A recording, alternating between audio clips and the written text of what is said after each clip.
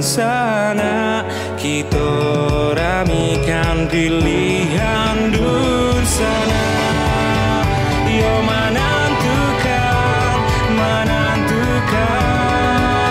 Ada 15 tanda ya pengaturan kerangka hukum pemilu itu internasional yang universal ya, pemilu yang demokratis itu dikeluarkan oleh IDF, International Democracy Electoral Assistance, IDF.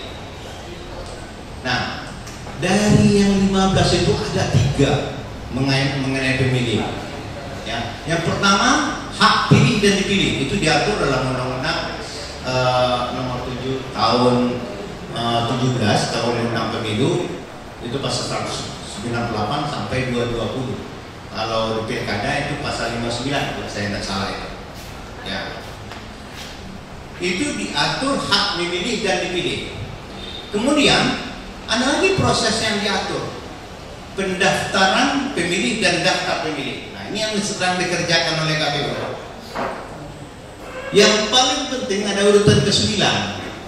Ya. Akses media dan keterbukaan informasi dan kebebasan berpendapat. Nah, informasi itu boleh dikritik.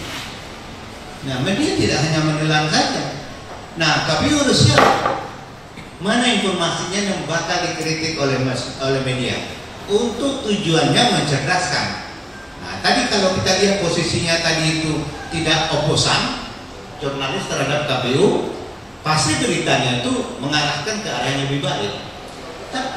Tapi kalau dia oposan, wah itu kami takut KPU-nya.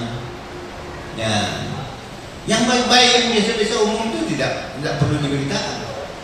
Ya, mereka tetap memberitakan hal-hal yang tidak bisa dilakukan oleh KPU semestinya dilakukan. Dan ini menurunkan citra, menurunkan trust pemilih atau peserta, 2 komponen besar itu terhadap KPU. Jadi saya ingin mengupas sedikit di sini soal itu, soal tentang kepentingan itu. Jadi selama ini wartawan kita bisa lihat kalau kepentingannya kecil, tidak akan begitu fokus. Ya. Nah, bagaimana kiatnya? Kiatnya KPU mesti mengidentifikasi ya kepentingan apa saja yang dibutuhkan oleh oleh jurnalis tadi. Kemudian nanti bentuk medianya, media online beda, media mainstream beda. Ya, kalau media mainstream itu lebih detail dan kemudian lebih komprehensif, inklusif, ya, lebih inklusif, lebih menyeluruh. Tapi kalau media yang sangat penting sekali, tidak bisa dia meninggalkan.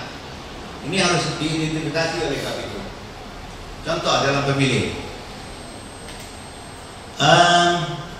ada kesulitan dalam pendaftaran pemilih di satu kelurahan misalnya pejabat di situ tidak mendukung.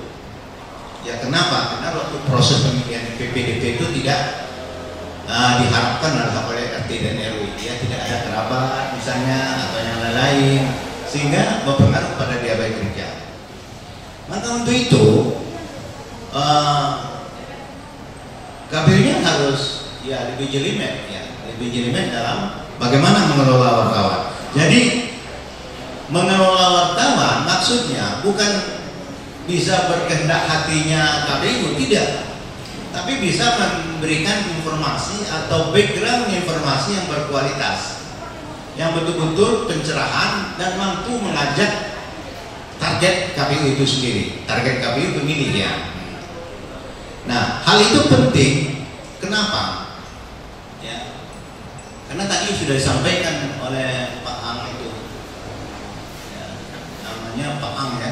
Jadi kadang-kadang kita rasa agak berat juga bilang Pak Ang.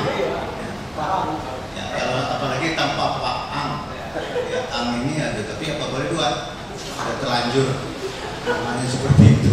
Nah, ya kita gunakan aja gitu ya. Ya. Jadi pemilih itu termasuk komponen penting dalam pemilu. Tanpa itu, tanpa bisa ditimbulkannya. Ya, tanpa pemilu udah jelas nggak ada pemilu. Tanpa pemilu jelas tidak ada demokrasi. Ya, demokrasi itu tidak ada kalau tidak ada pemilu. Sebab pemilu itu sebagai sarana untuk penjataan, ya, penjataan demokrasi. Maka pemilu itu yang perlu salurannya gitu. Kemudian dari pemilu, proses pemilu itu paling penting juga pemilih. Tanpa ada pemilih, tanpa daftar akurat, ya, tanpa proses. Nah, ini tidak hanya akurat, tapi ada proses. Seperti yang disampaikan oleh Arianto tadi, itu prosesnya itu penting dijelaskan. Ya, kenapa? Ya, supaya orang begitu dia tidak terdaftar pada saat sekarang ini, dia masih punya ruang untuk memperjuangkan hak konstitusinya terdaftar. Nah, kita tidak boleh menafikan pemilih karena memang itu selain dari itu sangat menentukan, ya, sangat menentukan karena dalam HAM itu dicantumkan bahwa setiap orang itu punya suara dan punya hak satu suara dan satu nilai, ya, untuk dalam menentukan jalan bangsa ini. Kemudian pemilih, beda pemilih dengan rakyat. Pemilih sudah jelas ada standarnya, ada persyaratan usia 17 atau sudah pernah kawin atau kawin, ya. Kemudian terdaftar. Nah, ini menjadi syarat pemilih itu terdaftar. Kalau tidak terdaftar tak boleh memilih. Nah, bagaimana kalau dia luput dari pendaftaran? Siapa tanggung jawab? Dia tanggung jawab yang KPU. Nah, maka KPU membuat ruang sebanyak mungkin sehingga pada akhir mawaliha masih ada lagi perubahan daftar pemilih. Itu tidak boleh dikeluhkan, tidak boleh dikomplain. Kenapa? Karena itu hak konstitusi, hak asasi manusia.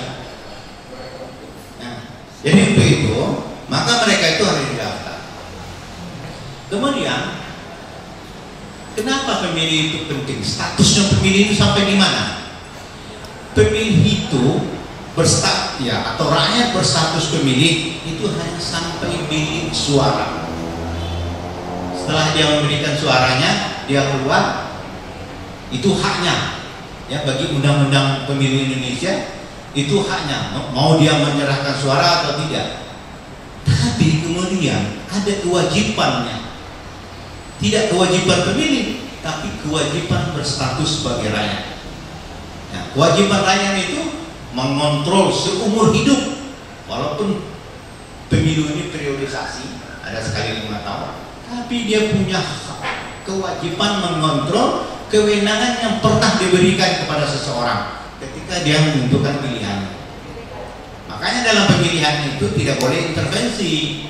Ya, maka asas yang dipakai luber jurdil itu mesti tetap dilaksanakan. Ya, jadi dengan berawal bisa memaknai pentingnya pemilih itu, ya, bagi konstruksi kepemiluan kita, ya, atau internasional pun begitu, ya, maka memang tidak boleh main-main dalam pendaftaran pemilih ini, harus jelimet. Ya, kata orang tua memang harus nyinyir KPU-nya, ya, harus dikejar terus sehingga keterdaftarannya akan lebih baik. Semakin berkualitas, semakin baik pendaftaran, proses pendaftaran pemilih dan keterdaftaran seorang itu sebagai pemilih, itu insya Allah semakin berkurang, ya, kasus-kasus yang bisa digunakan untuk mengeliminir atau mengurangi substansi hasil pemilihan itu sendiri. Mungkin itu yang bisa saya sampaikan untuk kesempatan ini. Kita berharap nanti dalam diskusi bisa kita berdalam. Terima kasih. Wabillahi taufiq wal hidayah. Assalamualaikum warahmatullahi wabarakatuh.